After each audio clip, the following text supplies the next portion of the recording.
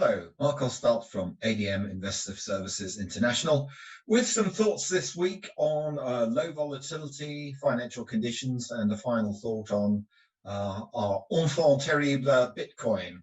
But let's start off with US financial conditions. We haven't had a look at this chart for a while. I've taken it on a very, very long-term perspective pre the global financial crisis, just to emphasize the point that US financial conditions now are lower than they ever have been. Obviously, it's not surprising given interest rates are low, given that central banks continue to keep on pumping in liquidity and continue to promise to keep on pumping in liquidity until such time as both inflation starts showing signs of a permanent pickup, which they believe to be transitory at the moment, and secondly, labor markets recover, which may take a rather while longer. But it is this loose financial conditions which is clearly driving everything in financial markets for the time being, and above all, the central bank assurance on inflation. So my next three charts are all about volatility. The first one is the Vix Volatility Index. I think the important part here is how it's been very much suppressed, and big spikes in volatility are still being sold off and crushed down.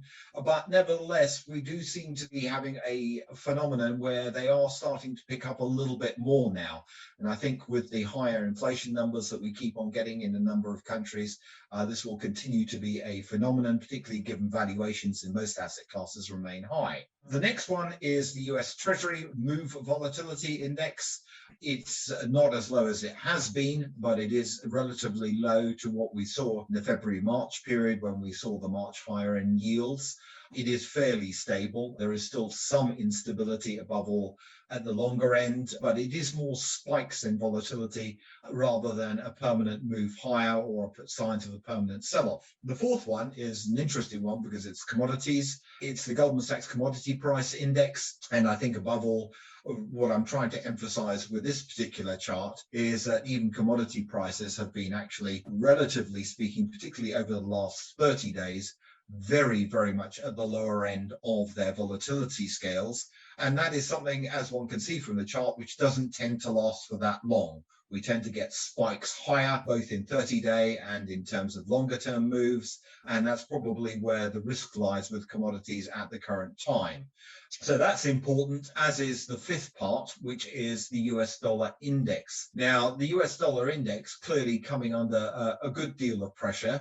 One could certainly argue that it's a concern about the US levels of debt, but I think it's primarily, above all, about the fact that there is a narrowing spread between US Treasury yields and, above all, Eurozone yields, particularly bond yields, where we've really got differentiation here in recovery timelines.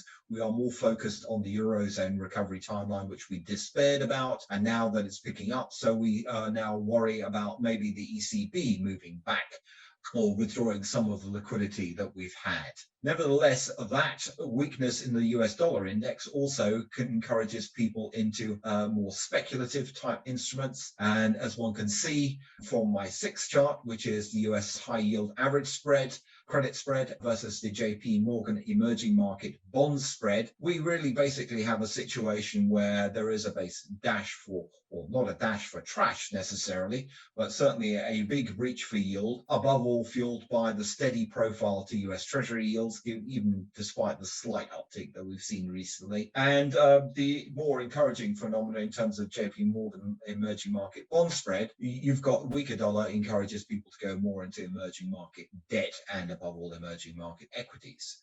So the final chart for today is Bitcoin. Really, I think there's a couple of simple points to make here. One, this spectacular move down that we've seen from nearly 65,000 down to below 40,000 today. It may well change by the time you're looking at this video, underlines that there is no underlying liquidity in that market. There is no depth to it. It's highly speculative. It's momentum driven, and it has very much a Jekyll and Hyde aspect to it in terms of the liquidity.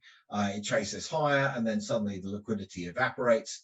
And it's also very easily manipulated, even if one would have to have huge questions about the government's principles that surround Mr. Musk's comments on it. But it nevertheless is a reminder that it's not necessarily a stable store of value. And those are the thoughts for this week.